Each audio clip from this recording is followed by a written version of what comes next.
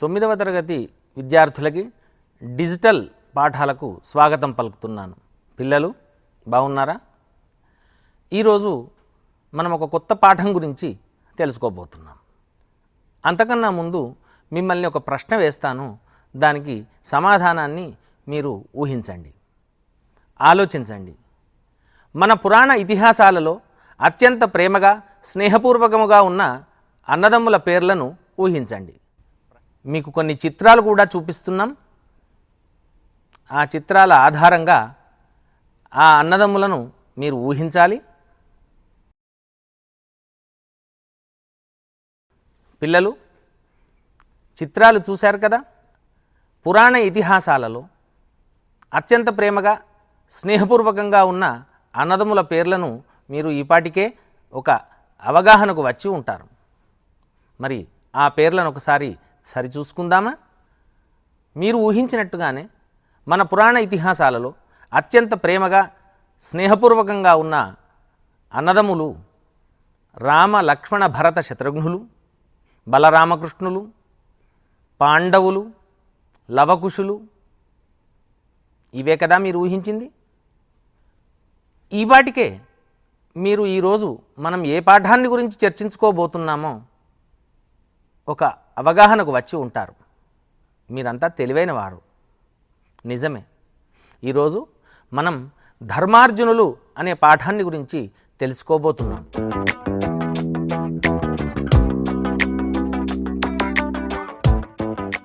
పిల్లలు పాఠంలోనికి వెళ్ళే ముందు మరి ధర్మార్జునులను రాసినటువంటి కవిని గురించి మనం తెలుసుకుందామా?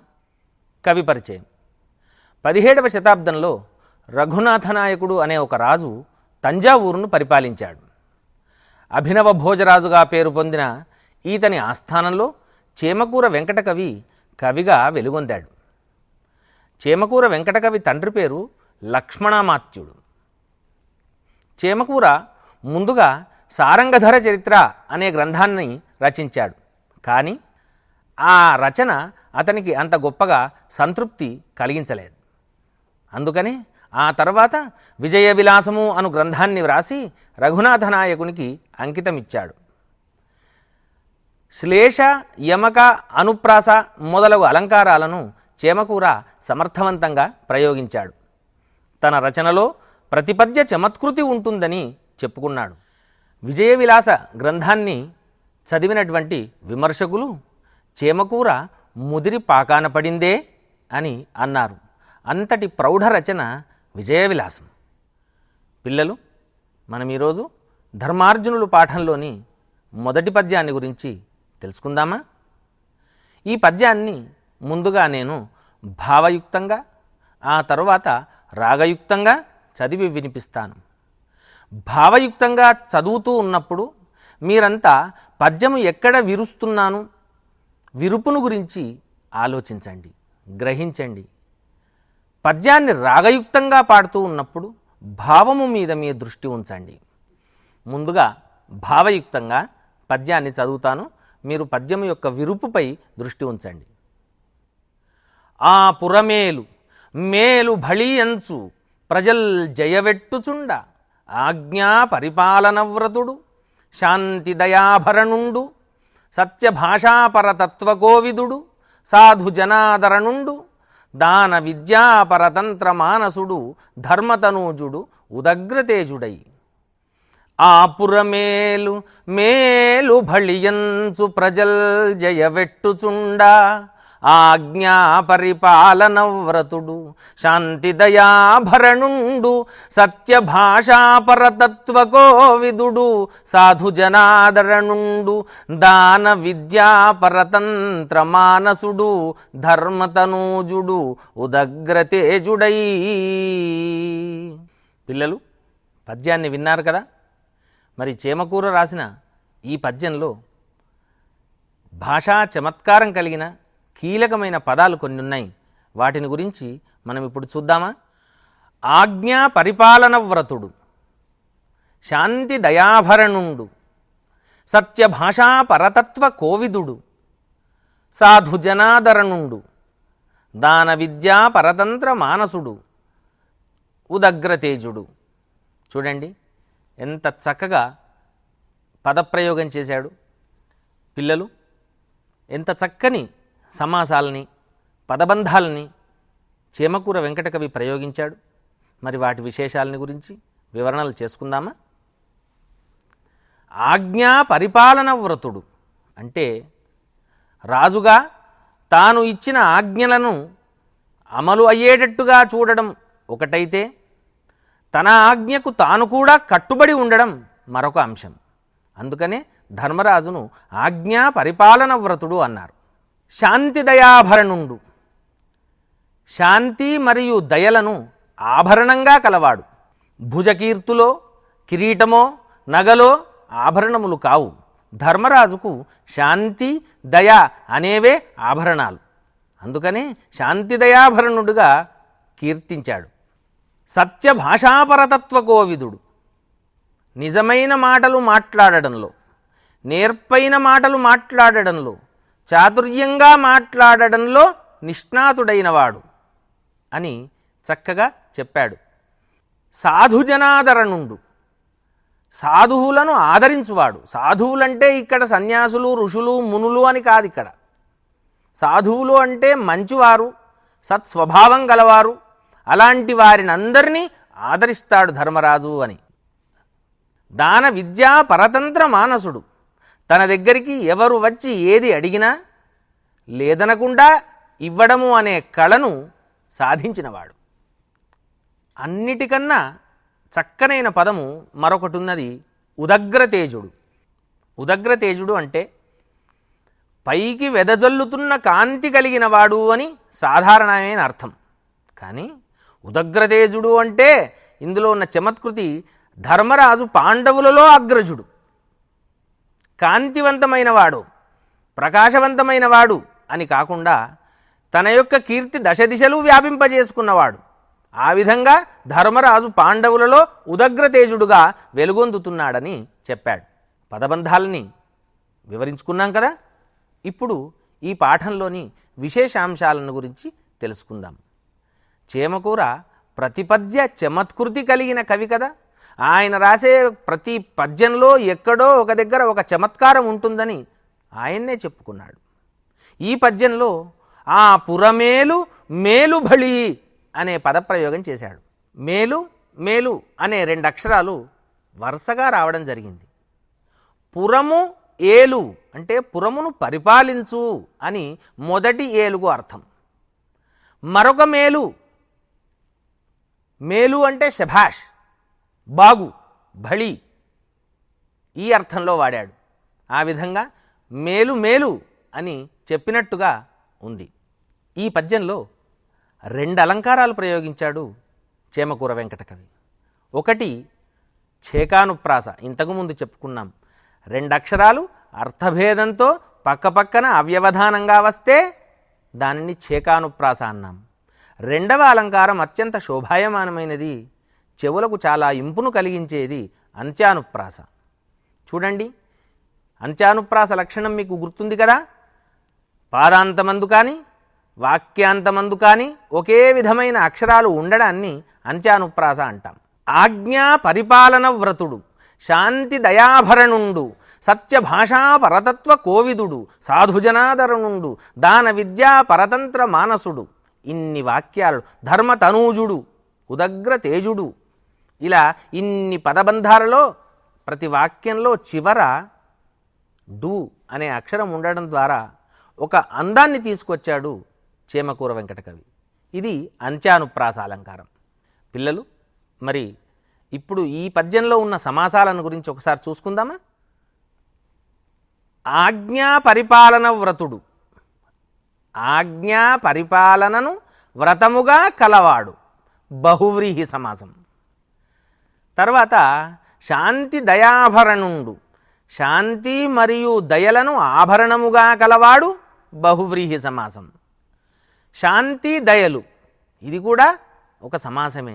శాంతి మరియు దయ, ఇది ద్వంద్వ సమాసం. సత్యభాష, సత్యమైన భాష, విశేషణ పూర్వపద కర్మధారయ సమాసం. ఉదగ్రతేజుడు, ప్రకాశించుచున్న తేజస్సు కలవాడు. మళ్ళీ ఇది బహువ్రీహి సమాసం. పిల్లలు, మరి మొదటి పద్యం బాగా అర్థమైంది కదా. చేమకూర వెంకటకవి ధర్మరాజును అనేక విధాలుగా చక్కని పదబంధాలతో, చక్కనైన వినసొంపైన సమాసాలతో కీర్తించాడు కదా. మరి రెండవ పద్యం వైపుకు వెళదామా?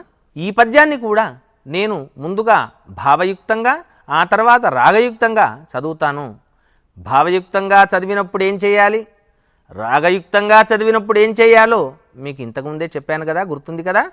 అవలబోయిన వెన్కనాడుట ఎన్నడూ లేదు, మొగము ముందరనంట మొదలే లేదు, మనవి చెప్పిన చేయకునికి ఎన్నడూ లేదు, కొదవగా నడుపుట మొదలే లేదు, చనవిచ్చి చౌక చేసినది ఎన్నడూ లేదు, పదరి హెచ్చించుట మొదలే లేదు, మెచ్చినచో కొంచెమిచ్చుటెన్నడూ లేదు, మొగమిచ్చకపు మెచ్చు మొదలే లేదు. మరియు తొల్లిటి రాజుల మహిమలెన్న ఇతడెపో సార్వభౌముడు అప్రతిముడనగా, ప్రజల పాలించే సకల దిగ్భాసమాన కీర్తి విసరుండు పాండవాగ్రేసరుండు. ఇప్పుడు రాగయుక్తంగా. అవలబోయిన వెన్కనాడుటెన్నడు లేదు, మొగము ముందరనంట మొదలే లేదు, మనవి చెప్పిన చేయకునికి ఎన్నడు లేదు, కొదవగా నడుపుట మొదలే లేదు, చనవిచ్చి చౌక చేసినది ఎన్నడు లేదు, పదరి హెచ్చించుట మొదలే లేదు, మెచ్చినచో కొంచెమిచ్చుటెన్నడు లేదు, మొగమిచ్చకపు మెచ్చు మొదలే లేదు. మరియు తొల్లిటి రాజుల మహిమలెన్న ఇతడబో సార్వభౌముడు అప్రతిముడనగా, ప్రజల పాలించే సకల దిగ్భాసమాన కీర్తి విసరుండు పాండవాగ్రేసరుండు. పిల్లలు, పద్యాన్ని విన్నారు కదా. దీని భావము సుగమము. చదువుతూ ఉండగానే దాదాపుగా పద్యం యొక్క భావము మీకు అందరికీ అర్థమయ్యే ఉంటుంది. మరి ఈ పద్యంలో ఉన్న కీలక పదాలను ముందు చూసుకుందామా? వెన్కనాడు అంటే వెనకాడు, జంకు, భయపడు. కొంచెమిచ్చు తక్కువగా ఇచ్చు. మొగమిచ్చకపు మెచ్చు అంటే ముఖస్థుతి చేయడం. మనవి చెప్పుట, విన్నవించుట. కొదవ తక్కువ. మరి ఈ పద్యంలో వ్యవహార భాషలో మొదలే లేదు, అసలే లేదు. మనం మామూలుగా మాట్లాడుకుంటూ ఉన్నప్పుడు కూడా మన ఇళ్లల్లో పెద్దవాళ్ళు చెప్తూ ఉంటారు, వాడు అబద్ధాలు ఆడడం అసలే లేదు, నిజం చెప్పడం మొదలే లేదు. ఇలా వ్యవహారంలో మాట్లాడుకుంటూ ఉంటారు. వ్యవహారంలో సాధారణంగా మాట్లాడే పదబంధాలను తన పద్యంలో బిగించి ఈ పద్యానికి అందాన్ని చేకూర్చి ప్రతిపద్య చమత్కృతిని సాధించాడు చేమకూర వెంకటకవి. ఇప్పుడు మన పద్యంలోని భావాన్ని ఒకసారి చూసుకుందామా? పద్యభావం. ధర్మరాజు ముందొక మాట వెనకొక మాట మాట్లాడడు. ప్రజల విన్నపాలను తోసిపుచ్చడు. ముఖస్థుతి అసలే చేయడు. సంపూర్ణ సహాయం చేస్తాడు అంటే అరకొర సహాయం చేయడు. ఎవరిని చులకన చేయడు. మెచ్చిన వారికి అధిక సంపదలు ఇస్తాడు. గొప్పవారైన పూర్వపు రాజులలో ధర్మరాజును సార్వభౌముడు అని చెప్పవచ్చు. అటువంటి ధర్మరాజు తన కీర్తి దశ దిశలు చాటునట్లుగా ఇంద్రప్రస్థపురమును పరిపాలిస్తున్నాడు. పిల్లలు, పద్యభావాన్ని గమనించారు కదా. ధర్మరాజు ఎంతటి గొప్పవాడు, ఇంద్రప్రస్థపురాన్ని ఎలా పరిపాలించాడో చెప్పాడు కదా. మరి ఇప్పుడు మూడవ పద్యానికి వెళదామా? ఈ పద్యాన్ని కూడా ముందు భావయుక్తంగా, ఆ తర్వాత రాగయుక్తంగా చదువుతాను. ఎప్పుడు ఎలా దృష్టి పెట్టాలో మీకు గుర్తు ఉంది కదా. ఎంత లెస్సగనున్న అంత వేడుకే గాని ప్రజల కల్మికి అసూయపడుట లేదు.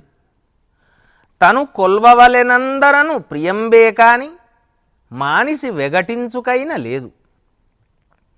ఇచ్చవేడిన నర్థికిచ్చు చిత్తమే గాని మునుపు ఇంత ఇచ్చి తిని అనుటలేదు. రేపగల్ ధర్మమార్జించు దృష్టియే గాని న్యాయంబు తప్పిన నడకలేదు.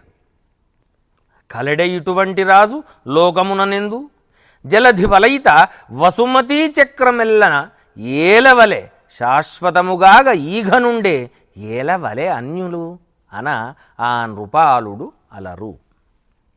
ఎంత లెస్సగనున్ననంత వేడుకె గాని ప్రజల కల్మికి అసూయ పడుటలేదు. తను గొల్వవలెనందరను ప్రియంబేగాని మానిసి వెగటించుకైన లేదు. ఇచ్చ వేడిన నర్థికిచ్చు చిత్తమే గాని మునుపింత ఇచ్చి తిననుటలేదు. రేపగల్ ధర్మమార్జించు దృష్టియే గాని న్యాయంబు దప్పిన నడకలేదు. కలడె ఇటువంటి రాజు లోకముననెందు జలధి వలయిత వసుమతీ చక్రమిల్లా ఏలవలె శాశ్వతముగాగా ఈఘనుండే ఏలవలెనన్యులు అననా నృపాలుడలరు. పిల్లలు, ఈ పద్యంలో కూడా చేమకూర వెంకటకవి వ్యవహార భాషలో ఉన్న పదబంధాలనే వాడి చక్కని శోభను తీసుకొచ్చాడు ఈ పద్యానికి. సీసపద్యమే అందమైంది, అందున చేమకూర చెక్కిన సీసం మరింత అందంగా ఉంది. ఈ పద్యంలోని భావాన్ని ఒకసారి చూసుకుందామా? పద్యభావం: ధర్మరాజు ప్రజల ఐశ్వర్యమును చూసి సంతోషిస్తాడు, కానీ అసూయపడడు. అందరితో కలిసిమెలిసి ఉండాలనుకుంటాడు, కానీ చిరాకు పడడు. అడిగిన వారికి ఎప్పుడూ ఏదైనా ఇవ్వాలని అనుకుంటాడు, కానీ ఇంతకుముందు ఇచ్చాను కదా అని చీదరించుకోడు.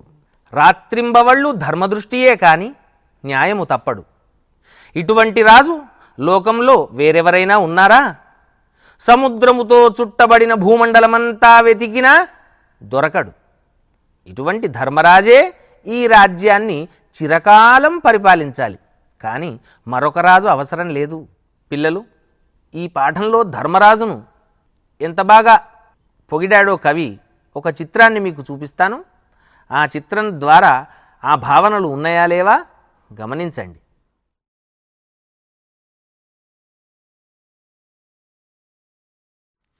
పిల్లలు, చేమకూర వెంకటకవి చమత్కృతిని ఈ పద్యంలో గమనిద్దామా? గమనించండి. ఏలవలే ఏలవలే అని 2 మార్లు ప్రయోగించాడు. ఒక పదం అర్థభేదంతో 2 మార్లు పునరావృత్తి చెందితే, పునరావృత్తి అయితే దాన్ని యమకం అంటాం. ఏలవలే అంటే పరిపాలించాలే, ఇతడే పరిపాలించాలి. ఏల వలె అన్యు అంటే ఇంకా మరొకరి అవసరం ఏల. ఈ విధంగా అర్థములో తేడాతో అర్థభేదంగా ఒక పదం తిరిగి పునరావృత్తి అయింది కనుక దీన్ని యమకం అంటాం. చేమకూర చమత్కృతి చూశారు కదా? పద్యం బాగా అర్థమైంది కదా? మరి 4వ పద్యం వైపుకు వెళదామా? ముందుగా భావయుక్తంగా, తర్వాత రాగయుక్తంగా. కోపము ఒకంత లేదు, బుధకోటికి కొంగు పసిండి. సత్యమా రూపము తారతమ్యము లెరుంగు. స్వతంత్రుడు నూతన ప్రియాటోపము లేని నిశ్చలుడు.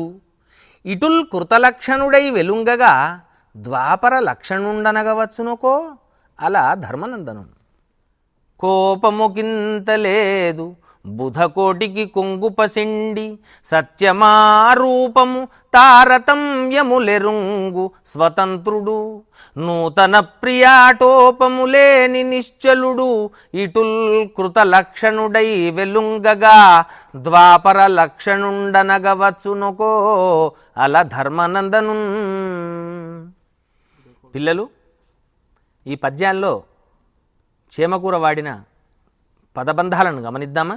కీలక పదాలు: బుధకోటి అంటే పండితుల యొక్క సమూహము. కొంగు పసిడి కొంగున కట్టుకున్న బంగారం, వెతకవలసిన అవసరము లేదు.